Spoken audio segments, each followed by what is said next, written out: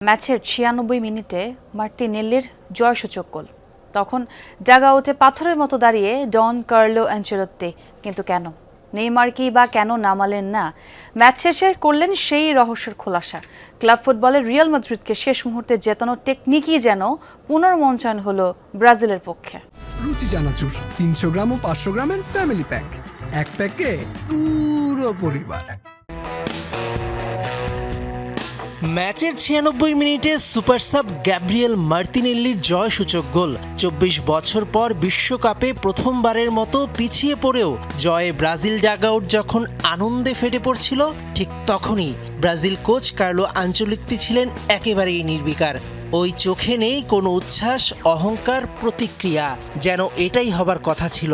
সারা বিশ্ব তখন অবাক হয়ে ভাবে, ডন কার্লো মানুষ তো? এটাই যে ফুটবলের আসল সৌন্দর্য। জাপান কোচ মরিয়াসুর সকল আঁকিবুকি বৃথা গেল আনচেলত্তির মাস্টার প্ল্যানে। পিছিয়ে পড়েও জাপানের বিপক্ষে ২-১ গোলের শ্বাসরুদ্ধকর কামব্যাকে ব্রাজিল উঠল শেষ ১৬তে।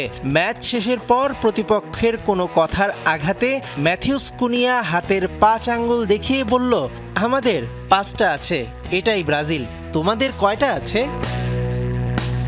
ব্রাজিল যখন ১-১ গোলের সমতায়, তখন ডাগআউটে বদলি হিসেবে নামার জন্য গা গরম করছিলেন দলের সবচেয়ে বড় তারকা নেইমার জুনিয়র। কিন্তু কেন নামালেন না? ম্যাচ শেষে জানালেন কার্লো, অতিরিক্ত সময়ে নেইমারকে নামানোর পরিকল্পনা ছিল, ওর সঙ্গে এ নিয়ে কথাও হয়েছিল। নির্ধারিত সময়ে আমরা সমতায় ফিরতে না পারলে ৬০ বা ৬৫ মিনিটের দিকে ওকে মাঠে নামানো হতো। কিন্তু গোল শোধ করার পর দলের কৌশলে পরিবর্তন আনতে চাইনি, কারণ তখন ম্যাচের নিয়ন্ত্রণ আমাদের হাতেই ছিল। ব্রাজিল দলের উপর সবসময় প্রচণ্ড চাপ থাকে, কিন্তু কোচ কার্লো আনচেলত্তি চরম মুহূর্তেও মাথা ঠান্ডা রেখে দারুণ এক চাল চাললেন। প্রথমার্ধে মাঝ মাঠে পিছিয়ে পড়া ব্রাজিল দলে লুকাস পাকেতার বদলে অ্যান্ড্রিককে নামিয়ে ৪-২-৪ ফরমেশনে খেলার সাহসী সিদ্ধান্ত নেন, যা ম্যাচ জেতাতে সাহায্য করে। রিয়াল মাদ্রিদের মতোই গুছিয়ে খেলতে না পারলেও গুরুত্বপূর্ণ মুহূর্তে বড় তারকাদের জাদুতে ঠিকই জয় ছিনিয়ে নেয়ার চিরচেনা কৌশল দেখালেন আনচেলত্তি। ম্যাচ শেষে কোচের প্রশংসায় পঞ্চমুখ গোলদাতা মার্টিনেল্লি।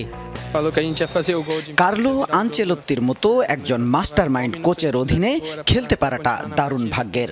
ম্যাচের প্রথমার্ধে যখন আমরা পিছিয়ে ছিলাম, ড্রেসিং রুমে তিনি আমাদের শান্ত করেন এবং কৌশলগত কিছু পরিবর্তন আনেন।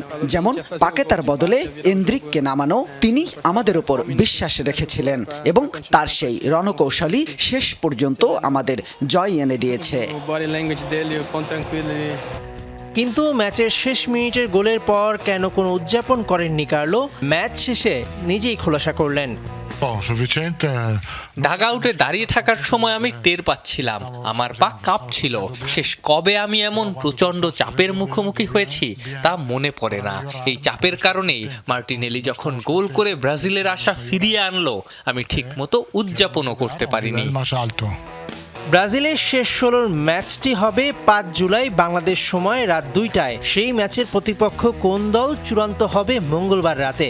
আইভরি কোস্ট নরওয়ের মধ্যকার বিজয়ী দল শেষ ১৬য় প্রতিপক্ষ হবে ভিনি নেইমারদের। মেহেদী নাইম, যমুনা স্পোর্টস।